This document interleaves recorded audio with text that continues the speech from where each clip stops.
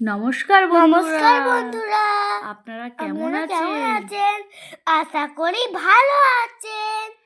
Madhumita and সাংস্কৃতিক লাইফে আপনাদের স্বাগতম। আমরা ছাদ বাগানে আর একটা ভিডিও নিয়ে হাজির হলাম। দেখো বন্ধুরা, টাটকা টাটকা গাছের সবজি সবার কত না ভালো লাগে, কিন্তু এই সবজি চাষ করার পেছনে থাকে অক্লান্ত পরিশ্রম।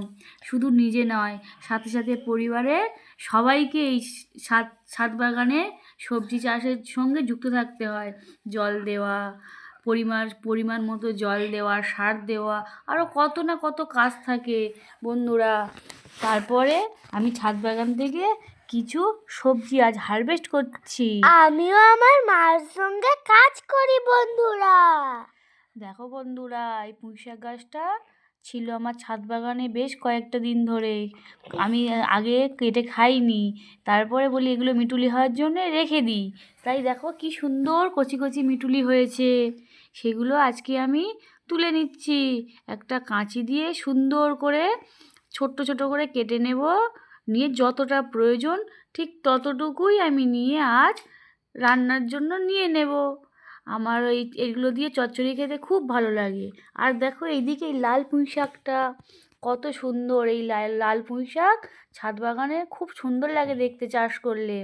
আমি এই দানাগুলো পরের ভিডিওতে ধরে নিয়ে দেখাবো কিভাবে দানা থেকে গাছ করতে হয়।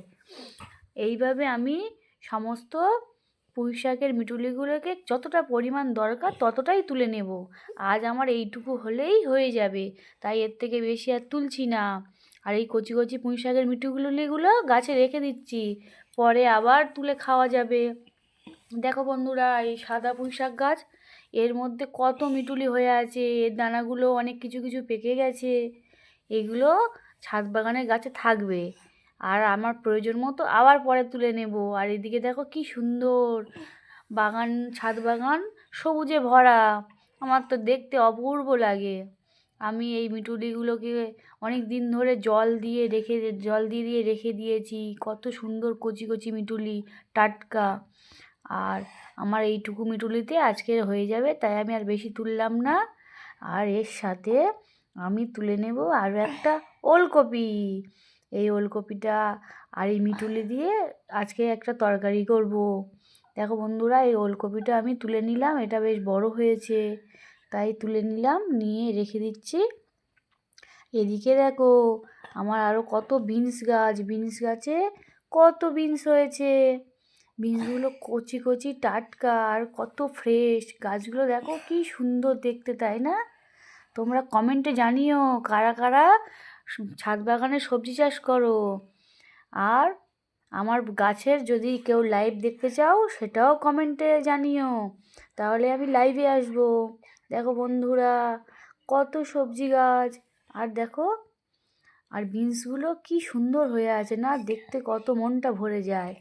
আর এদিকে দেখো কত সুন্দর গাছপালা, টমেটো গাছ আছে, এই যে লাউ গাছটা লাউ ধরে আছে, ছোট ছোট দুটো চারটে লাউ ধরে আছে। এত ছোট গাছে লাউ হবে তো আমি ভাবতেই পারিনি। দেখো কি সুন্দর না, সুন্দর লাগে দেখতে, যতটা না খেতে ভালো লাগে তার থেকে দেখতে অপূর্ব লাগে। আর এই ছাদ বাগানে এলে তো আমার মনটা ভরেই যায়। দেখো কি সুন্দর ছোট ছোট লাউ ছাদ বাগানে শোভা বৃদ্ধি করে। আর এদিকে দেখো কত ছোট ছোট পাত্রে হয়েছে ওলকপিগুলো কি সুন্দর দেখতে লাগে সারিবদ্ধভাবে। ওলকপিগুলো থাকলে মনে হয় যেন মাঠে বা বাগানে চাষ করা ওলকপির মতো লাগে। দেখো কি সুন্দর লাগছে, সারি সারি সব দাঁড়িয়ে আছে। আর এই ওলকপিগুলো কি সুন্দর লাগে। দেখো এইভাবে আমি ছোট জায়গাতেই ওলকপি চাষ করি, একটা ছোট গ্রো প্যাকের মধ্যে। দেখো বন্ধুরা, ওলকপিগুলো খুব সুন্দর টেস্টি। আর ওলকপিগুলো তো খুব টাটকাও হয়। আমরা তো বাজার থেকে ওলকপি কিনে খাই, কিন্তু এগুলো অনেক